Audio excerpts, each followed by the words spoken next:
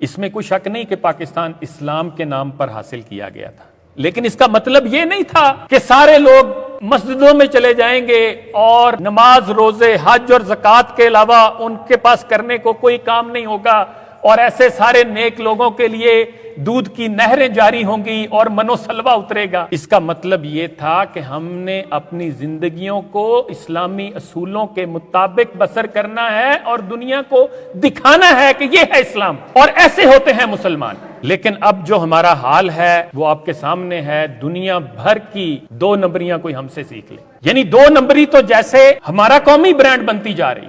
शहद में शीरा, दूध में पानी, घी में केमिकल और मुर्गियों की अंतड़ियां, हल्दी में मसनूई रंग, सुर्ख मिर्चों में ईंटों का बूरा, काली मिर्च में घोड़े का दाना और पपीते के बीज, जूस में रंग और जाली फ्लेवर्स, चाय की पत्ती में चने के छिलके, आटे में रेती, चने के आटे में लकड़ी का भूसा, फलों को मीठे इंजेक्शन, सब्जियों पर रंग, पेट्रोल में गंदा तेल, बच्चों की टॉफियों में जहर आलूद मटीरियल, बकरे के गोश्त को पानी के टीके लगाकर उसका वजन ज्यादा करना, गाय को टीके लगाकर उसका दूध ज्यादा करना, शवारमे के गोश्त में कुत्ते का गोश्त शामिल करना। अब तो ये खबरें भी हैं कि शादियों पर मरी हुई मुर्गियों का गोश्त शामिल करना और होटलों और रेस्तुरानों में बकरे के गोश्त में गधे का गोश्त शामिल करते, मिनरल वाटर में नलके का पानी, जाली सर्फ, जाली साबुन, जाली शैम्पू, लेकिन असली टैक्स के साथ।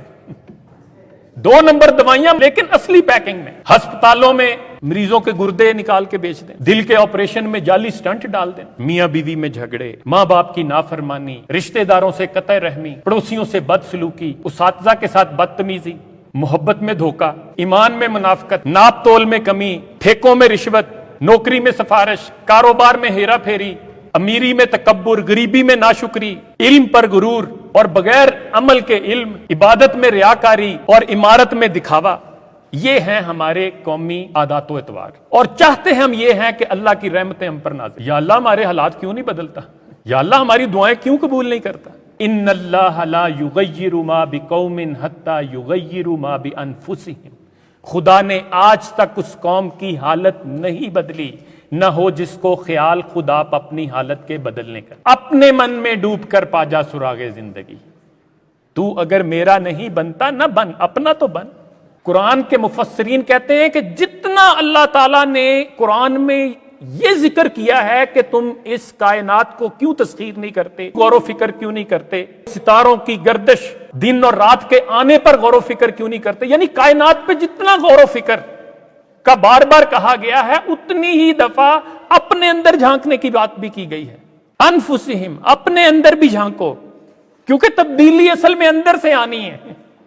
जितना मुश्किल ये इस कायनात को तस्खीर करना है, उससे ज्यादा मुश्किल अपने आप को तस्खीर करना है। जिसने अपने आप को तस्खीर कर लिया उसने दुनिया को तस्खीर कर लिया। किसी का शेर है कि अगर अपने दिल पे नहीं हुक्मरान, मुसख्खिर हो किस तरह सारा जहां। आप अपने 5 फुट के जिस्म पर अगर तब्दीली नहीं ला सकते तो फिर आपको कोई हक नहीं है कि आप मुआशरे में तब्दीली के ख्वाब देखते फिरें।